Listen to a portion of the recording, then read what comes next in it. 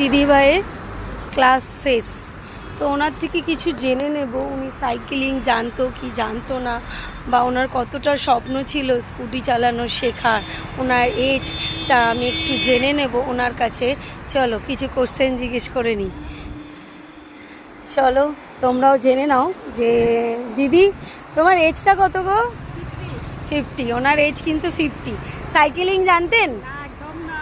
তো স্কুটি চালানোটা কি মনের কি? ভীষণ কঠিন ছিল, আমার সেই কলেজ লাইফ থেকে ইচ্ছা ছিল, বাট তোমার সাথে কথা বলে আমি খুব ইন্সপায়ার্ড। আর তুমি একদম রিয়েলি মানে তুমি আমার গুরু একদম।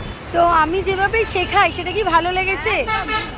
ওইভাবে না শেখালে কেউ শিখতে পারে না। তোমার স্বপ্ন পূরণ হয়েছে? একদম একদম। তুমি আজ যে ভয়টা ছিল রোডে, সেই ভয়টা কি কেটেছে? ভয়টা কেটেছে, বাট কাজটা আরেকটু হ্যাঁ। সময় লাগবে, কিন্তু